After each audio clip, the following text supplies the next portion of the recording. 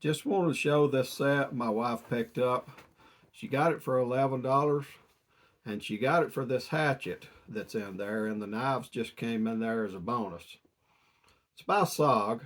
Now SOG started as a company that wanted to recreate the MACV SOG Bowie that they used to carry back in Vietnam. There was a group back in Vietnam called it that was called Military Assistance Command Vietnam. That's the MACV, and they had SOG that was Studies and Observations Group, and they were kind of a undercover-ish special ops type group, and they carried a certain kind of Bowie knife. And so when SOG started as a company, they wanted to recreate that MACV SOG Bowie, and they did, and it was a really nice knife. So they kept going on and creating other knives, and they had the Seal Pup and some of that, and they worked with the military some on designs, the seals and whatever, and so they had fairly good knives. Now the steels they use run anything from S35 VN on some of the designs now, uh, through to AUS 8. AUS 8 being about a 440 grade, 440C, somewhere around there from what I understand. And I've had a 440C knife and it was good. So pretty decent knives. This here has a stainless steel in it, but it don't tell the type of steel in it, so I'm assuming it's not S35 VN or it's not AUS 8. I don't know what grade it is because it just says stainless steel, but I figure if they were using S35 VN, they'd put it on here somewhere, or even AUS 8. So the axe, it's almost 13 ounces, 12.7. This over here, 4.7 inch blade on that fixed blade, and a 3.15 inch on the pocket knife. I already have them out of the box here. This pocket knife we'll look at first. It's one with a clip on it, that style.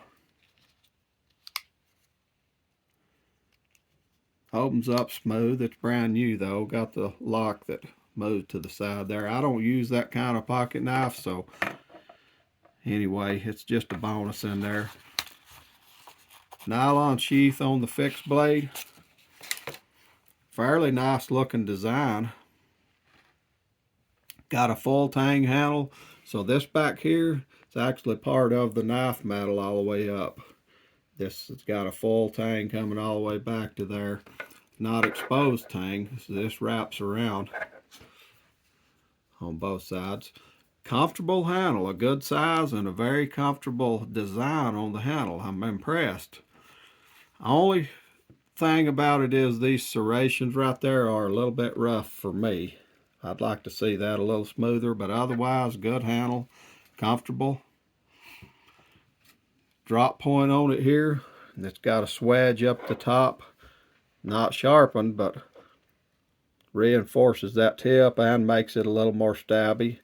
This has a nice belly here, and it's got that recurve. Now a lot of people don't like a recurve on a knife, but when I took physics in college, they taught us that this part that's curved on a blade will cut a lot better than a straight when you're talking about push cutting or just moving through material. That'll cut a lot better. The flat part has to be sawed back and forth to get the same cut on it. So if you have that recurve on there, theoretically that gives you a little bit of a curve all the way through the blade, and it should cut better. This should be a slicey blade. It's fairly thin, about an 1/8 it looks like. It don't tell on there anywhere, but fairly nice design knife, especially for the price. And then we're coming to the hatchet. That's what she got it for.